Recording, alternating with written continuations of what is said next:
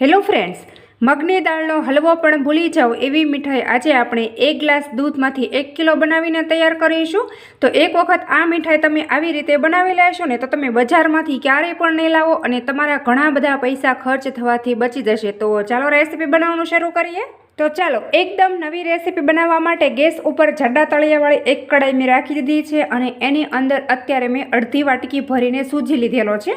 તો સૂજી આપણે કડાઈની અંદર ઉમેરી દઈશું અને એકદમ સરસ એવો આપણે શેકી લેવાનું છે। તો હવે જુઓ, ગેસની ફ્લેમ અત્યારે મેં ઓન કરી દીધેલી છે અને સૂજીને આપણે સ્લો ફ્લેમ પર એકદમ સરસ એવો શેકી લેશું। તો હવે જુઓ મિત્રો, સૂજીની આ મીઠાઈ તમે એક વખત આવી રીતે બનાવી લેશો ને એટલે ઘરમાં બધાની ફેવરેટ બની જશે અને તમે વારંવાર આ મીઠાઈ બનાવવાનું પસંદ કરશો અને તમે સૂજીનો શીરો પણ ભૂલી જશો। એટલી બધી ટેસ્ટી આ મીઠાઈ બનીને તૈયાર થાય છે મિત્રો।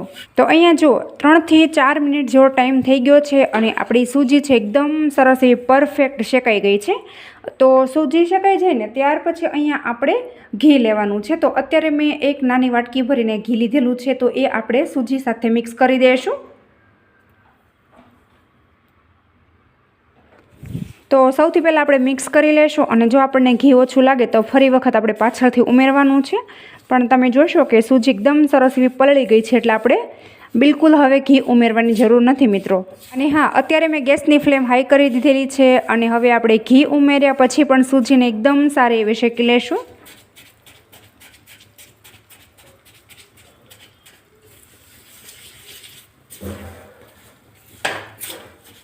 તો અહીંયા જો સૂજી આપણે એકદમ સરસ એવી શેકાઈ ગઈ છે અને ઘરમાં એકદમ સરસ એવી સુગંધ પણ આવવા લાગી છે। તો સૂજી શેકાઈ જાય ને ત્યાર પછી અહીંયા આપણે દૂધ લેવાનું છે અને ગેસની ફ્લેમ સ્લો કરી દૂધ આપણે સૂજી સાથે મિક્સ કરી દઈશું।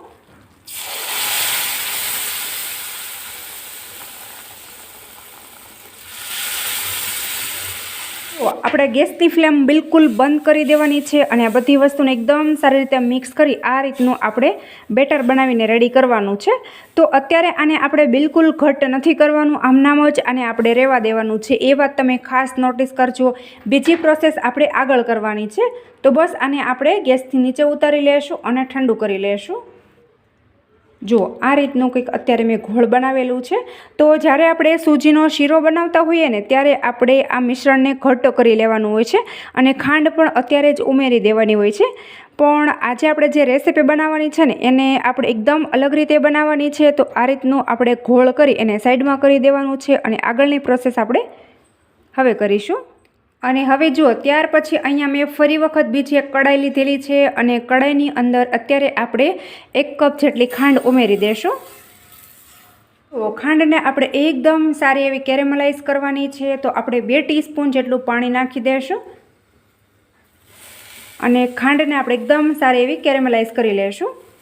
તો ખાંડને આપણે પાણી સાથે સૌથી પહેલાં મિક્સ કરી દઈશું।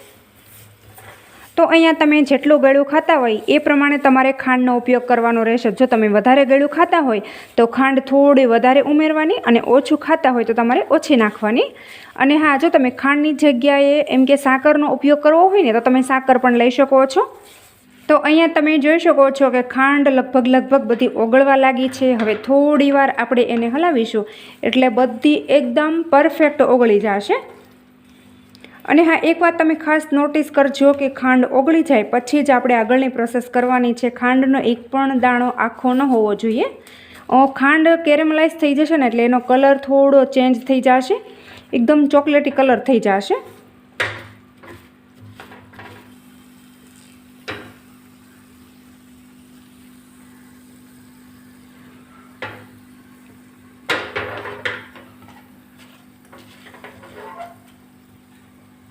જો ખાંડ આપણી એકદમ સરસ એવી કેરેમલ થઈ ગઈ છે અને હવે જે આપણે આ બનાવેલું બેટર છે એ આપણે ઉમેરી દેવાનું છે।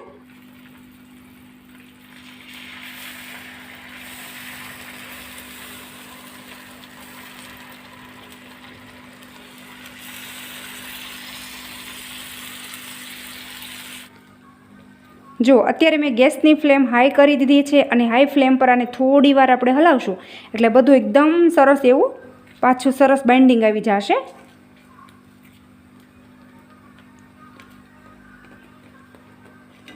જુઓ, હવે તમે એક વખત આવી રીતે સૂજીની મીઠાઈ બનાવશો ને તો તમે સૂજીનો હલવો પણ ભૂલી જશો. એટલી બધી ટેસ્ટી આ મીઠાઈ બનીને તૈયાર થાય છે મિત્રો.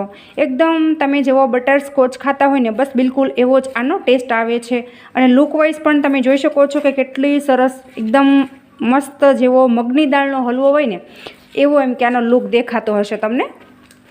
તો મિત્રો તમે માનશો નહીં, આ મીઠાઈ એટલી બધી યુનિક અને એટલી બધી લાજવાબ બનીને તૈયાર થાય છે કે મોઢામાં મૂકતા જ ઓગળી જાય અને એક વખત તમે ખાવ એટલે ખાતા જ રહી જાઓ. એટલી બધી ટેસ્ટી આ મીઠાઈ બને છે મિત્રો. જો તમે જોશો કે બધું ઓગળવા લાગ્યું છે. થોડી વાર આપણે હલાવશું ને એટલે એકદમ સરસ એવું ઘટ્ટ થઈ જશે.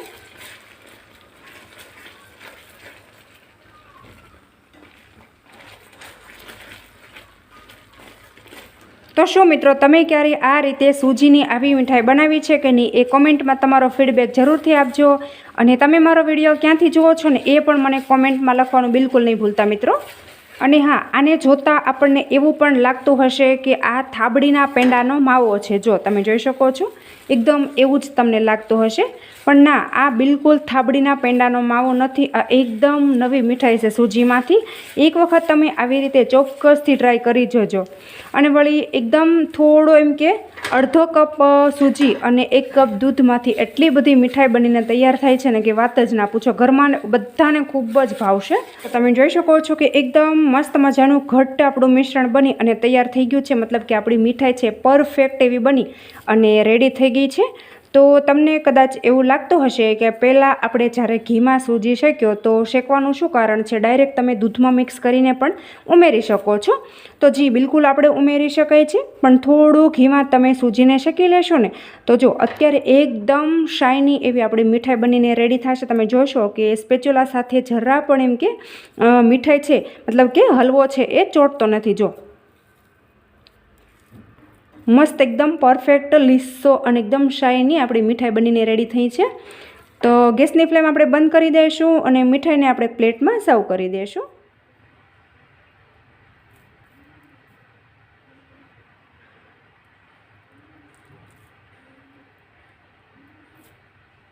અને હવે જો આ મીઠાઈ એકદમ લુકવાઇઝ સારી લાગે એના માટે અહીંયા મેં થોડી બદામની કતરણ લીધેલી છે, તો આપણે હલવા ઉપર ઉમેરી દઈશું. જો કેટલું સરસ લાગે છે, જોતાં જ ખાવાનું મન થઈ જાય. થોડા આપણે કાજુ નાખી દઈશું. તો છે ને મિત્રો એકદમ યુનિક મીઠાઈ, જોતાં જ ખાવાનું મન થઈ જાય અને મોઢામાં મૂકતા જ ગળે ઉતરી જાય. એટલી બધી ટેસ્ટી અને એકદમ સોફ્ટ આ મીઠાઈ બનીને તૈયાર થઈ છે મિત્રો. જે દાંત વગરના હશે ને એ પણ આરામથી ચાવી શકે છે. જો તો મિત્રો તમને મારી આજની આ એકદમ નવી રીતે સૂજીમાંથી મીઠાઈ બનાવવાની રેસીપી કેવી લાગીને એ કોમેન્ટમાં તમારો ફીડબેક જરૂરથી આપી દેજો. અને તમે મારો વિડીયો ક્યાંથી જુઓ છો ને એ પણ મને કોમેન્ટમાં લખવાનું બિલકુલ નહીં ભૂલતા. અને હજુ સુધી તમે મારી ચેનલ ઉપર નવા છો અને ચેનલને સબસ્ક્રાઈબ નથી કરીને તો બાજુમાં રહેલી ઘંટી દબાવી તમે મારી ચેનલને સબસ્ક્રાઈબ કરી લેજો. અને તમે મારો વિડીયો ફેસબુક અથવા ઇન્સ્ટાગ્રામમાં જોતા હોય ને તો પેજને ફોલો કરી લેજો. Thank you.